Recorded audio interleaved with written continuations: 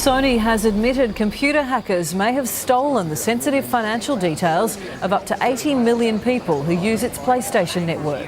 Customers are being warned they may have to cancel their credit cards. It's shaping up as possibly the biggest online data breach in global history. For almost a week now, the entire Sony PlayStation network has been paralysed. And they haven't even told you the whole truth about it yet.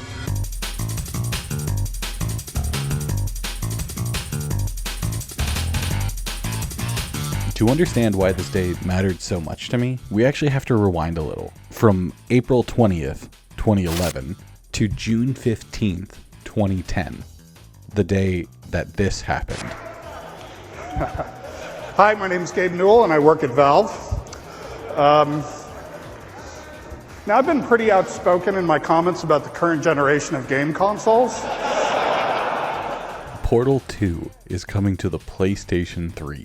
Valve games on consoles are a rarity, with only the orange box being the foray into them. This is like you're being let in on some kind of secret club.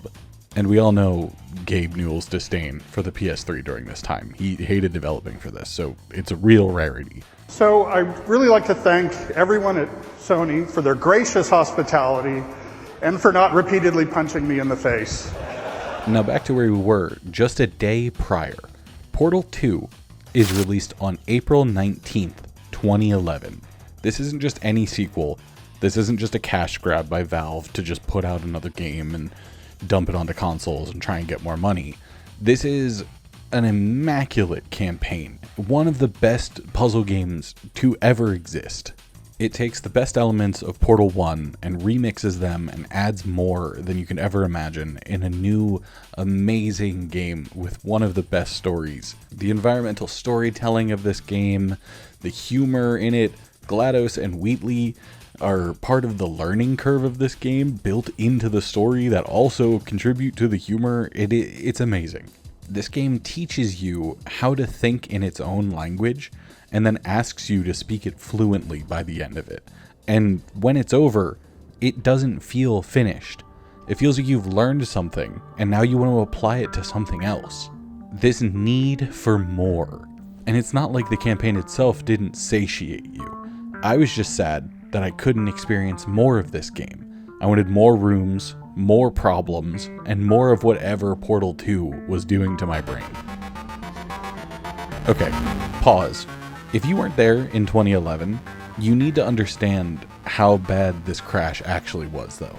This wasn't just one of their small hiccups or one of their small server issues that they've been having leading up to this big event. It was a security failure on a global scale. Sony detects a massive unauthorized intrusion on April 2011. Hackers accessed usernames, passwords, emails, dates of birth, and credit card data couldn't be ruled out in that list.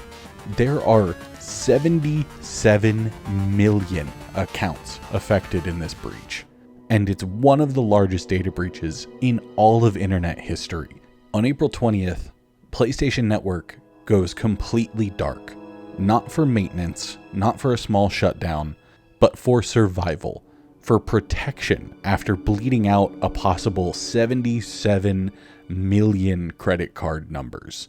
It wasn't down for just an afternoon either. The PlayStation Network went down for 24 days, from April 20th to May 14th. And now you might be wondering, weren't you just talking about Portal? Why are you talking about this? Why does this matter? Well, like we discussed in the beginning, Portal 2 dropped on April 19th, the day before the network would go down. And after beating the main campaign, my hunger for more in that game would ultimately lead me to the co-op menu, which was completely unusable. It sat there derelict, untouchable to be played with friends online. Which is ironic, because Portal 2 didn't just want you to play with someone, it expected you to. The entire co-op interactions you can do with another person without even being able to talk to them is amazing. I joined a random co-op partner while recording this, and we solved a whole stage without talking to each other. I joined up, went to the stage that I was struggling with, and we finished it. We even joked around and high-fived, played rock, paper, scissors. He took my head off, and it was an absolutely insane interaction to have at 2 in the morning while recording this video. Portal 2 didn't assume that you would have a second controller, a second brain, or a second person willing to fail with you at home. It wanted you to connect with people online. And while I didn't have anyone online, I did have all of those things at home, and I just didn't know it yet. So I did the only thing I could think of. I asked my mom.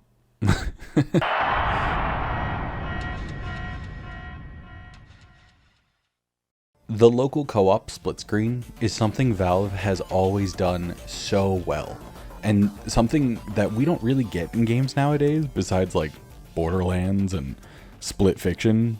And without this, I would have never been able to have this experience.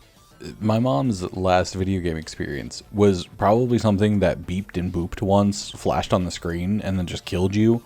We're talking Galaga or Asteroids. I'll let her explain it. Portal was definitely one of the games I did not fall asleep to when I was watching you play it. Kind of like Abe's Oddworld and the one with the little sack people. Little Big Planet. I liked watching you play those games.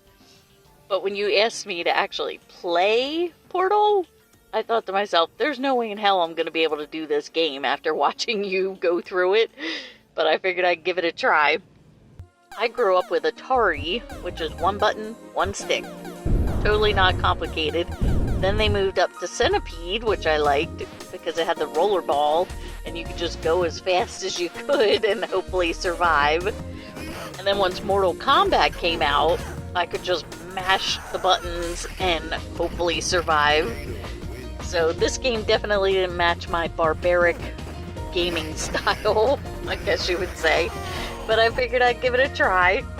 And I ended up in the eternal Portal loop of Doom, which you thought was hilarious.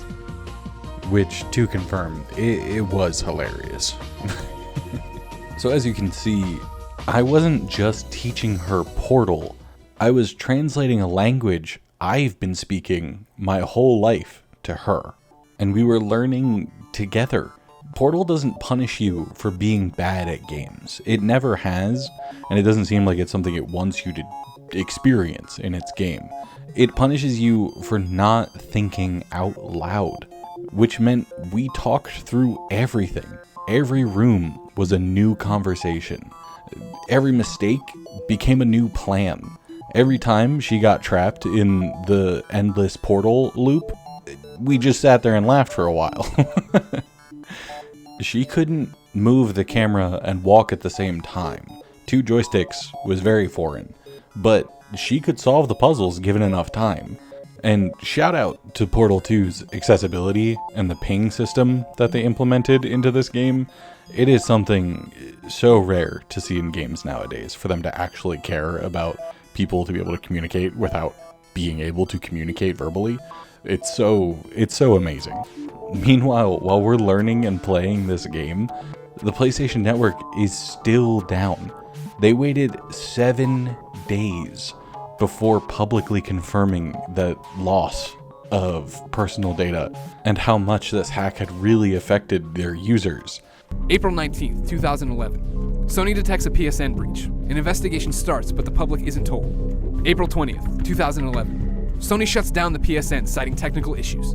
April 22nd, 2011. As public unrest begins to mount about the PSN being down, Anonymous releases a statement denying any responsibility for the PSN outage. April 26th, 2011. Sony admits that the PSN has been hacked and calls for FBI assistance. This caused massive backlash amongst the consumers, and the government and regulators began investigating them.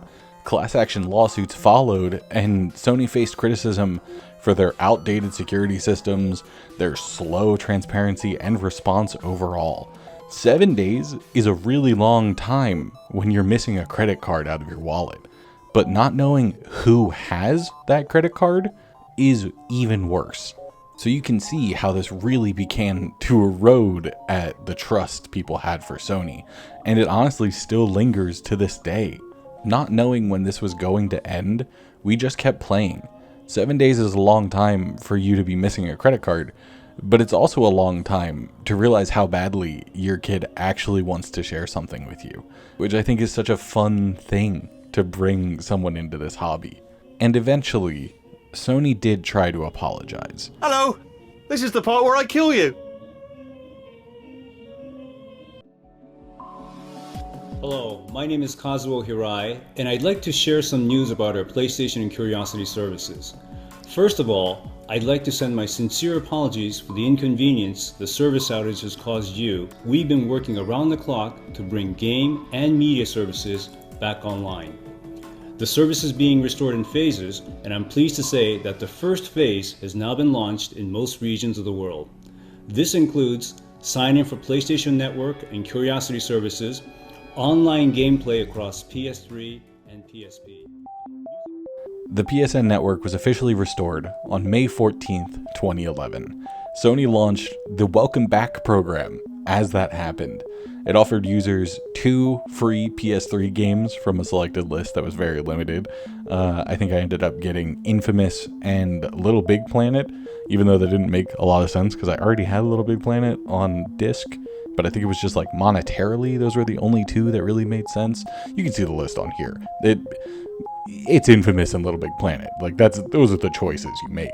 They also offered users 30 free days of PlayStation Plus, which was kind of nice, but at the time it didn't restrict your online play like it does now, so it didn't really matter. And even some regions got identity theft protection, which is generous, but also kind of misses the point.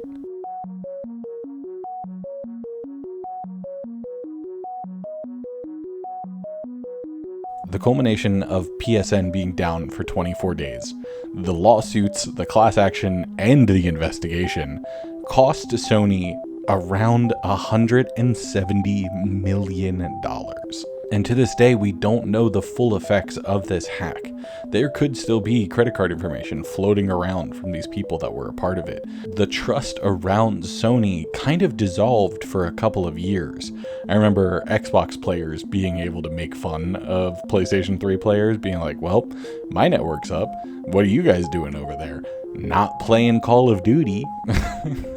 And that sucks, because I have been a Nintendo and PlayStation kid pretty much my entire life until I got a PC. Then I became a PC kid majority, but I still have a PS5. I still have a Switch.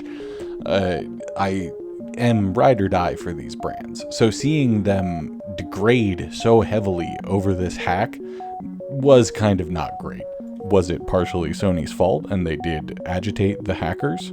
Yes. They absolutely did. But did 77 million people deserve to have their information hacked? Probably not. But back to Portal and how important this was to me. Games matter a lot to me. They are not just a way to distract ourselves, but because sometimes that's how you connect with people. The estimated cost of the outage being over $170 million doesn't matter to me. I don't remember any of that money. What I actually remember is connecting with someone that I wanted to share a hobby with. I don't remember being bored during this outage. I remember explaining why falling through a portal from a certain height gains you momentum, and solving puzzles, and getting asked questions by my mom that forced me to slow down in every room and talk them through and explore this game with her. And I remember realizing that games weren't keeping me from my family. They were how I finally invited someone in. I know it's really hard when you're seen as that, like, oh, he's just playing video games, he's up in his room playing video games, blah, blah, blah, like, family gatherings, you're there as that kid that's just like, oh, that's the video game kid. That's what we know him as. But being able to open that world to other people, even if they don't know how 2 analog sticks work at the same time, it is something that happens very little in your lifetime.